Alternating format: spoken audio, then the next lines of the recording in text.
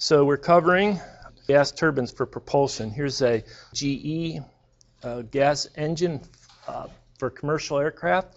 It's a turbofan, not a turboprop, but a turbofan. So it moves a whole lot of air around outside, and it's like a propeller, but it's more of a fan, axial fan. It's enclosed, and maybe 85% of the airflow will go bypass, and only 15% will flow through the compressor and into the burner, into the turbine. But this is an excellent video. It's 4 some minutes, and they actually even put the equation in. What's the equation? The forward thrust is the mass flow rate and the difference in the velocity. Velocity on the exit, the velocity on the inlet. A lot of times you can neglect the velocity on the inlet. Not always. Not always. Okay? Goddard really is somebody you should know about. Did a lot for propulsion, a lot for rockets. They even have the Goddard Space Center, NASA Goddard Space Center. The Space Center is named after him. He was ridiculed in his career. I think he died 45, right? Born in 82. I think he was doing a lot of testing in the teens, in the 20s and the 30s. And people are like ridiculing him. You cannot put a rocket in space. In space, it's a vacuum. We know that. Rockets need something to push against. What are you going to push against in space? It's a vacuum. You can't do that. And he proved them wrong. And it's all on this concept of thrust, especially propulsion. If you sit there with a rocket in space, but you throw stuff out, you will go forward. You will feel a thrust. It's a really interesting concept, which was not obvious. Well, here's some basic equations about the speed of sound in a general fluid. General fluid. It can be speed of sound in liquids, the speed of sound in gases, but we often care about the speed of sound in air that behaves as an ideal gas. When you apply the equation for the speed of sound, you should remember that it's the square root of kRT in an ideal gas. And so K, typically air, room temperature, 1.4, R, 0.287 kilojoules per kilogram Kelvin.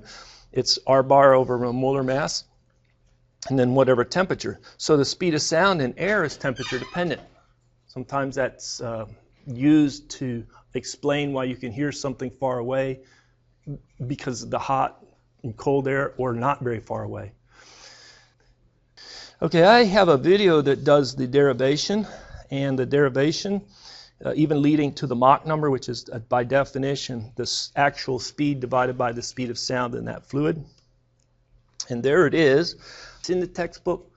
I've recorded it. I put it up. A lot of students say they get some things out of derivations, but they like to see more worked out examples. So when you talk about the Mach number, a lot of times this book just uses M. I think I like to use MA, but I'll try to use M for the Mach number. If the Mach number is less than 1, it's subsonic. If the Mach number is less than 0.3, the compressible effects of the gas are typically negligible. I know that always threw me for a loop. It's like, hold it, we have air in the HVAC system. The temperatures and the pressures, all that, and the flows, yeah, it's really flowing in the duct, but it is well below Mach 0.3. So air you can treat in mechanical systems, like in air conditioning systems, as essentially incompressible. If the density changes, it doesn't change because of pressure, it changes because of temperature, which is small. All right, then if you get the flow around 1, then it's called sonic flow. And if it's around 1, in the vicinity of 1, it's transonic, real close to 1. If it's supersonic, the Mach number is greater than 1. And if it's hypersonic, the Mach number is much, much greater than 1. What's much, much greater than 1? 3, 5, 10 for sure. Are there many applications where you have hypersonic flow? Every time a projectile comes out of a barrel, right? Yeah, a lot of hypersonic flows, especially military applications. But But let's do a quick review of subsonic before we transition into supersonic or above Mach 1. So for subsonic flow, we have a diffuser. Often the flow in a diffuser we can consider for the ideal gas to be isentropic. S is equal to a constant. So here's our device. Can you tell me what happens to the area as you go from inlet to outlet? The area increases, does it not? That was pretty good. How about the velocity of the flow? Comes in the diffuser. Does the speed of the air go up? Does it increase, accelerate, or does it decrease? It decreases, right? That's pretty good. So the area is opening up. The flow is slowing down. All right, what's the pressure do? The pressure, the air pressure. Okay, it's either going to increase, the pressure is going to increase, stay the same, or decrease. Okay, we're going to pause and you write it down. I'm going to walk around. All right, so pressure. A lot of people say pressure goes down. Some people say pressure goes up. I asked the person that said the pressure goes up, and they said Bernoulli. I know we studied Bernoulli a little bit in this class, and it's primarily from fluids. If you said Bernoulli's equation, you have P plus 1/2 rho V squared plus rho G Z is equal to a constant. True or false? That's all out of fluids. There's a number of assumptions, restrictions. What are some of the restrictions for Bernoulli? Incompressible, rho is equal to a constant. Steady state along a streamline. Streamline. You can't jump between fluid packets that are flowing through the system. Steady. Keep going. No, the pressure can change. It's the constant, the sum of pressure 1/2 rho V squared plus rho G Z. What? No, the velocity can change. It's the sum of. This is often called the velocity pressure. The dynamic pressure. Velocity pressure. Hint. What's that say? No friction. Frictionless in fluids they call inviscid. No viscous effects. No viscous effects. All right, what else? No heat transfer. So if you have no heat transfer, tell me about the temperature. Stays the same. No changes in internal energy. For this problem, next one we're going to do is temperature. It's really not true. How many people said it's Bernoulli's and now the temperature goes down? What? Okay. How do I explain this? What happens to the pressure in a diffuser? It increases. You build up pressure. What happens to the temperature? In between, I heard that. I heard increases. I heard decreases. Increase slightly. Then you can move on to the density, specific volume, kinetic energy, enthalpy, right? But this is the general things. The area goes up, the velocity goes down.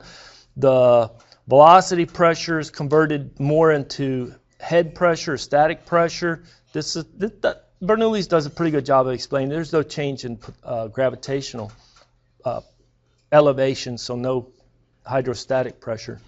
And the temperature goes up. If you do the first law analysis, you have mass balance, true?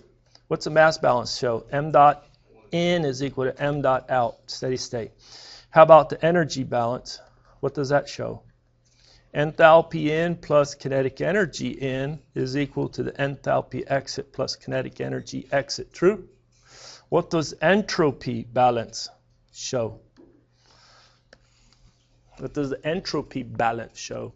It says that there's no change in entropy. It's isentropic. S is constant. Okay. For an ideal gas, that's like C sub P, natural log of T2 over T1 minus R natural log P2 over P1. True? So it's like temperature and pressures can be changing for an ideal gas undergoing an isentropic process, but delta S better be 0.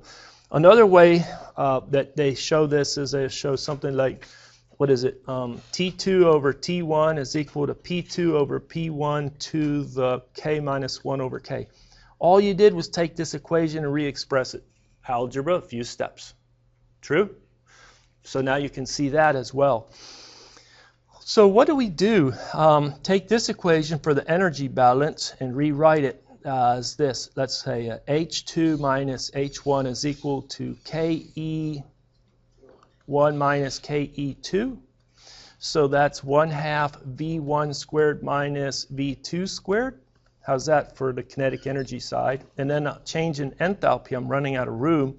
I'll put it like this. I'll put C sub P, T2 minus T1 is equal to 1/2 V1 squared minus V2 squared. So as the flow slows down, this is positive, indicating temperature went up. Temperature went up. These equations are all related, right?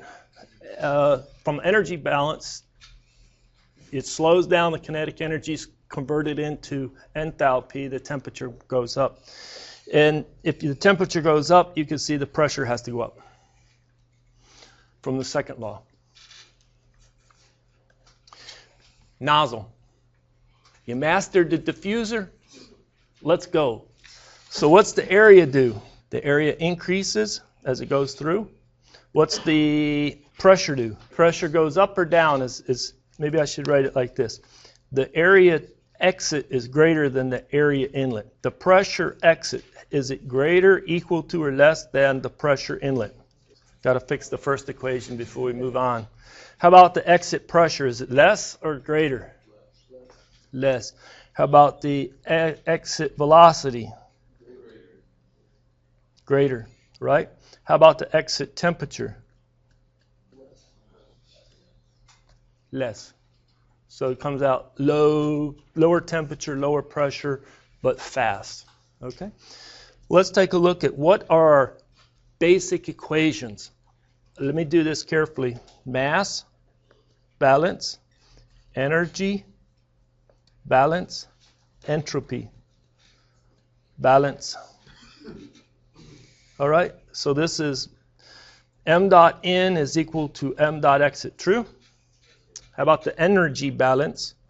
Enthalpy in plus kinetic energy in is equal to the enthalpy exit plus kinetic energy exit. True? And entropy balance, isentropic flow. So 0 is equal to S2 minus S1, or S2 is equal to S1. Okay. We can rewrite this S2 minus S1 is equal to C sub P natural log T2 over T1 minus R natural log P2 over P1. True?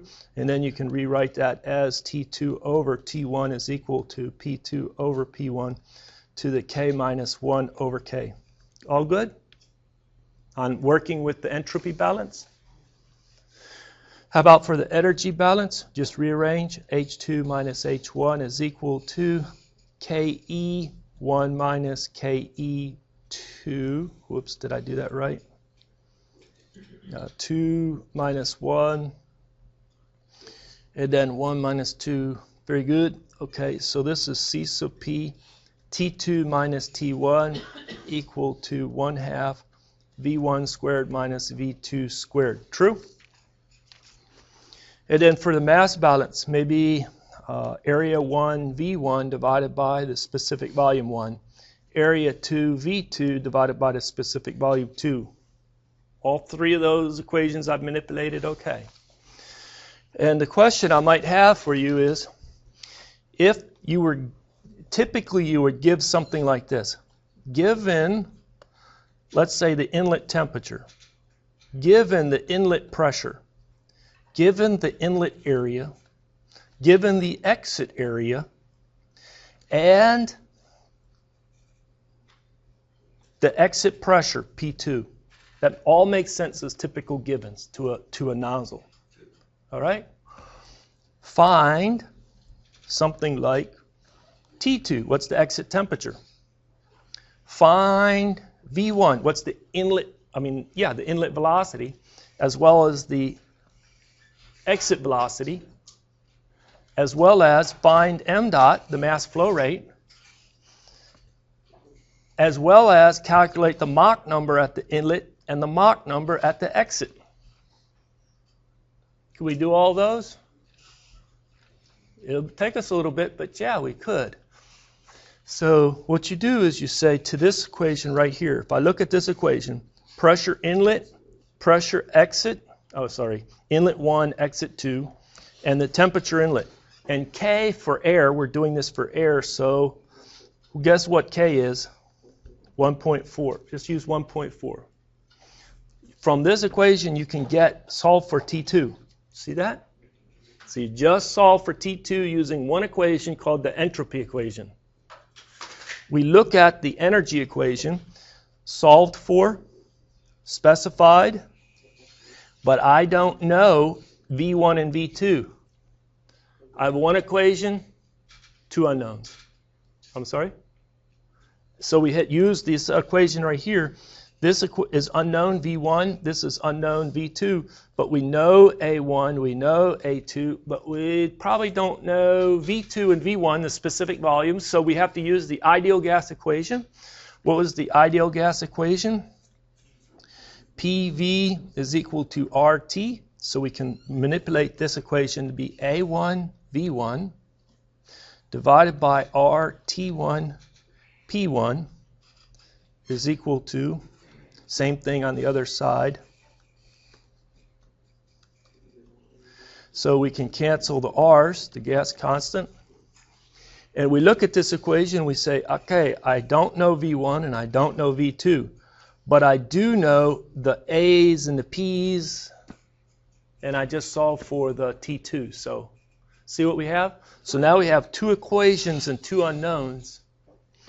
So I could take this equation right here, and I can say, okay, V1 is equal to V2 times the ratio P2 over P1 times A2 over A1 times T1 over T2. Did I do the algebra correct? Substitute into this equation. And then what we can solve for is the exit velocity is equal to the square root 2 specific heat T1 minus T2 divided by 1 minus P2 over P1, A2 over A1, T1 over T2. Does that make sense? So you can now calculate that exit speed V2. Once you have solved for V2, go to solve for V1 using this equation. Solve for T2, then solve for V2, then solve for V1. How about the mass flow rate? V1 is RT1 over P1, and then calculate m dot is equal to A1 V1 over specific volume 1. So you calculate the mass flow rate, right? How about the Mach number and the inlet? Well, the Mach number at the inlet is going to be the inlet speed V1 divided by the speed of sound in the air at the inlet. That's going to be V1 divided by the square root of KRT1, right? And the Mach number at the exit, V2 over C2, V2 divided by the square root of KRT2. So there's a lot of things you can solve for, right? Think about it though. You have a nozzle, and you then specify the inlet pressure, inlet area, inlet temperature, the outlet pressure, the outlet area, and solve. This is the setup in Excel. Constant specific volume. The K, the ratio of specific heats, 1.4. Then I use the K minus 1 over K, the gas constant. Here's the inlet state. Let's say it's 300 Kelvin. You know, if it's inlet pressure of 190 and exit pressure of 100, then that pressure ratio is 0.526. Maybe I put it at 120 inlet pressure, and it goes out 100 kilopascal would be the exit pressure, atmospheric pressure, right? It changes the temperature ratio And this equation is used to solve for T2. So you can see that T2 right here in this cell changes as I change the pressure. Let's do it 125. You can watch it change. All right? So the area, I didn't know what to do on the area. Just area 1 is 1, and then area 2 is some percentage of 1. So that's 10% reduction. Okay, so it goes from 1 to 0.1 meters squared. So 0.1. If I wanted to, I could change it to 5%, or 25%, and it'll change our numbers. The inlet speed is calculated using this equation that I type out. I'm sorry, the exit speed is first calculated to be 217.4 or 6 meters per second. And there's the inlet speed. See the two equations, this equation and that equation. We just derived them to calculate these velocities. What about the speed of sound? There they are, square root of kRt, square root of kRt. And what's the Mach number? It may be coming in at 0.13 Mach and going out at 0.65 Mach for this problem. Take a look at the Mach number as I increase the pressure. 130. What's the exit Mach number going to do if I increase that pressure? What's going to do? It's going to go up a little bit, isn't it? The speed will go up. So there's also specific volume, density, and MDOT just to double check things work, the mass flow rates work. They're consistent with this. So what you can do is you can continue to boost up 150. And what does the exit Mach number do? It climbs. Is there going to be a limit on this? 170? 190? All I'm doing is increasing that pressure. Now I'm over Mach 1. Things have changed. Let me explain that this is now capturing the physics. It's not capturing the physics anymore in our system. So I'll jump out of the Excel spreadsheet, go back to here, and I'm going to now give you a quick summary of what I had recorded earlier. It's converging-diverging nozzle. I don't know if I could say it any better in the 10 or I don't know how many minutes that is. It took me to say it last time, but I'll try and do it because I think it's a really important setup. So have a nozzle. There's your nozzle. Connect it to some big supply. This big supply has a bulk pressure, stagnation pressure, because the supply is stagnant way back. And it has a stagnation temperature, and the velocity way back here is 0. Okay? But now don't worry about the transition from this large in here. Just think about this nozzle. It's right in here. And at this point it has some pressure, velocity, and temperature.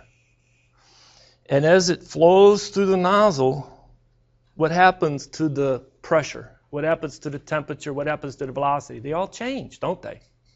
Don't they change? You have already a feeling of how they change. This is the exit to that converging nozzle. Put it into another chamber that you can, and this is an oversized valve, that you can control the pressure to. So this is what they call the back pressure. And this is the exit to the nozzle. We plot pressure as a function of location x. Pressure is a function of location x. And we line up the exit. And somewhere over here is this back pressure location. Okay? And way over here is, I'll put, this is P naught. Some stagnation pressure from the supply way back.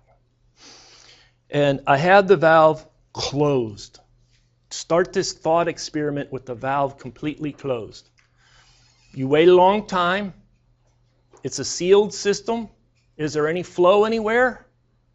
What's the pressure everywhere? It's P naught. So everywhere you can just say, hey, here's the pressure through the valve. It doesn't go down or up.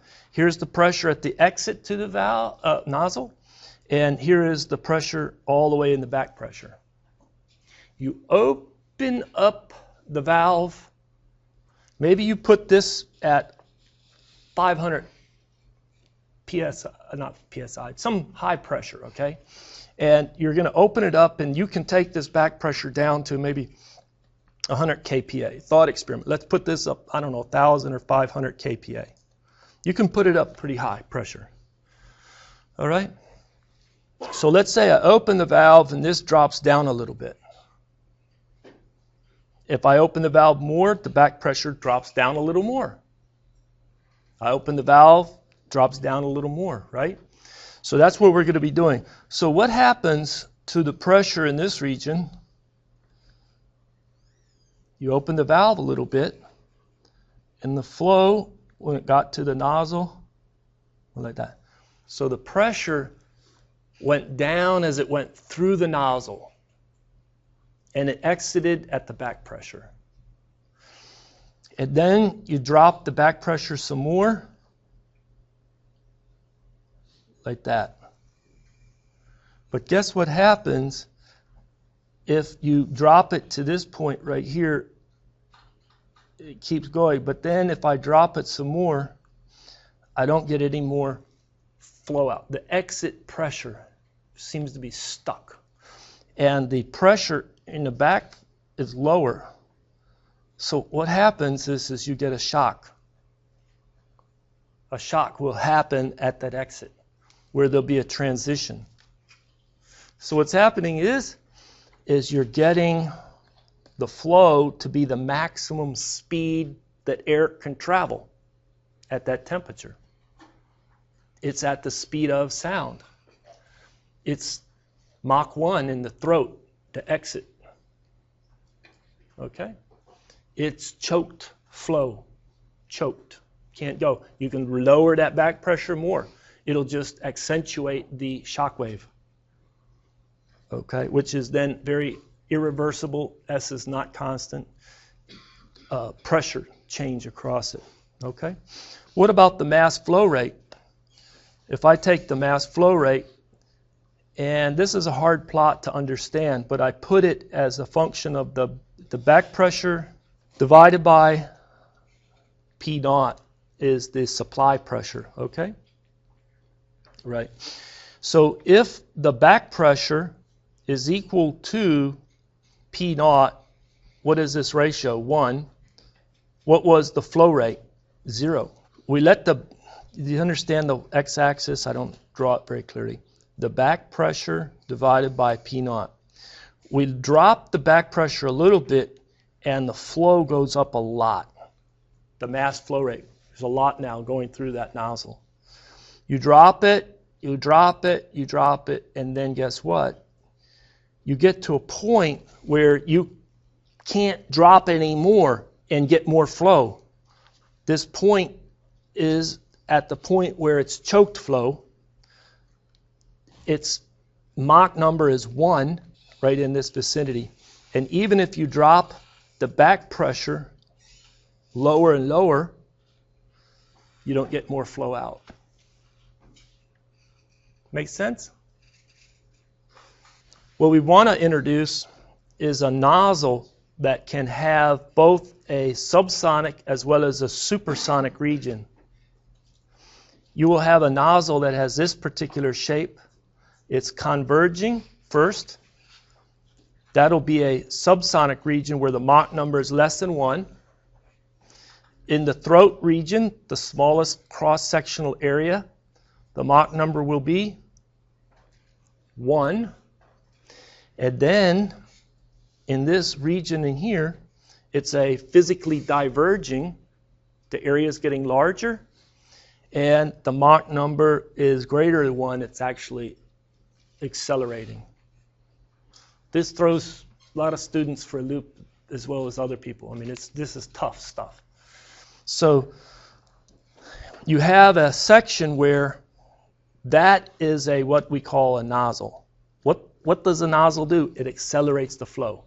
How? Making the area smaller, and then it goes. That's good for subsonic. If it's supersonic, that's a nozzle. What's the purpose? Accelerate the flow, make it go faster. By giving it more area, you're going to make it go faster? For supersonic flow, yes. All right? So this is a converging, diverging nozzle. When they put that hyphen, doesn't it seem like it's an oxymoron? Make up your mind. Are you going to be a converging nozzle or a diverging nozzle? Well, first it's converging to get it to Mach 1 in the throat, then diverging to make it go above Mach 1. And it's all accelerating the whole way through. It's named after somebody, de Laval, who did it a long time ago. I forget what year. He did it for accelerating steam in steam turbines, which it also has application in rocket nozzles, as well as supersonic jet engines. This is an important equation, and I have a derivation of it online. It's derived in the textbook. If you give me 60 seconds, I'll explain it, why this equation is really important, okay? This tells you how the velocity changes as you change the area. It all makes sense if the Mach number is less than 1, because if the Mach number is less than 1, what's inside the parenthesis? A positive entity or a negative entity? It's positive. So as the area goes down, the velocity goes up. And the negative sign helps take care of it. But as soon as the Mach number comes greater than 1, what happens to this parenthesis? And now that negative makes a positive to mean that if I want dv, the change in velocity, to go up, I need the area to go up. This equation incorporates energy balance, property relations for isentropic flow, second law, definition of the speed of sound, and QED, it's derived. All right? The derivation's in the textbook as well. So I'll see you on Friday. Thank you.